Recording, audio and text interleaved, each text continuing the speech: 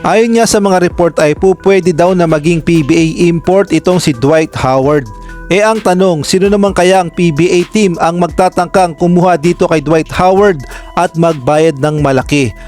At pagdating naman sa height limit ay mukhang pasok naman itong si Dwight Howard dahil meron nga siyang height na 6'10", at ayon nga sa mga report, kapag pala nagsusukat ang PBA ng height ng isang import, pinapaalis nila yung sapatos.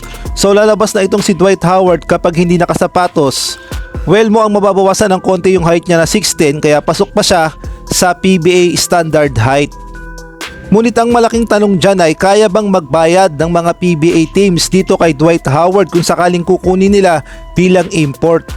Halimbawa na lamang kasi ang Strong Group Athletics na kumakatawan sa Pilipinas sa 33rd Dubai International Basketball Competition na kinuha nga itong si Dwight Howard. Alam nyo ba kung magkano kalaki ang binayad nila dito kay Dwight Howard makapaglaro lamang sa Pilipinas ayon nga sa mga report?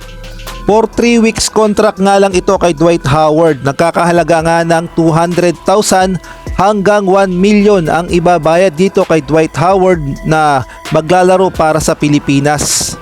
At kung i-convert nga sa Philippine peso, halimbawa na lamang 200,000 US dollar, nakakahalaga nga yan ng 11 million. At kung 1 million naman ang ibabayad sa kanya, nakakahalaga naman yun ng 55 million pesos.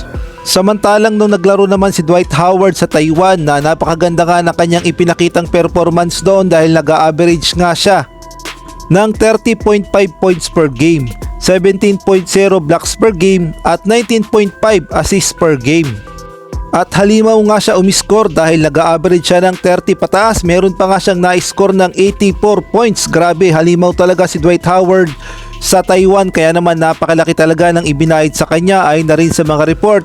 At binayaran nga daw itong si Dwight Howard ng Taiwan Professional Basketball League ng humigit kumulang 1 million US dollar. Wala nga tayong alam na source kung per month ba yung 1 million US dollar. Yun nga lang ang hindi natin alam, ngunit kung i-convert nga sa peso, yung 1 million US dollar, napakalaking halaga nga yan at nagkakahalaga ng 55 million pesos ang ibinabayad dito kay Dwight Howard nung naglaro nga siya dito sa Taiwan. At ay na rin nga yan sa report. Ang sabi nga dito, slightly more than 1 million US dollar o 55 million pesos.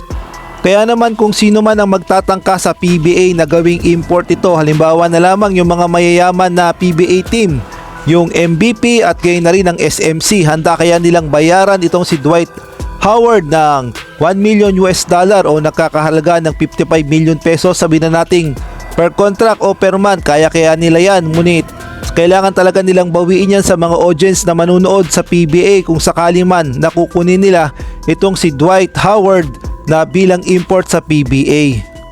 At ayon na rin sa mga report, ito palang si Dwight Howard ay kumita sa paglalaro niya ng basketball noong 2023 ng 2,642 US dollar o kung i-convert sa Pilipinas ay 147 million o 148 million pesos. Kaya naman itong 2024 ay paniguradong maghahangad pa itong si Dwight Howard na mas lalo pang lumaki ang kanyang pera sa paglalaro ng basketball. At kung kayo naman ang tatanungin, sino kaya na PBA teams ang maglalakas ng loob na kunin ito bilang import? Maaari kayong mag-comment dyan sa baba.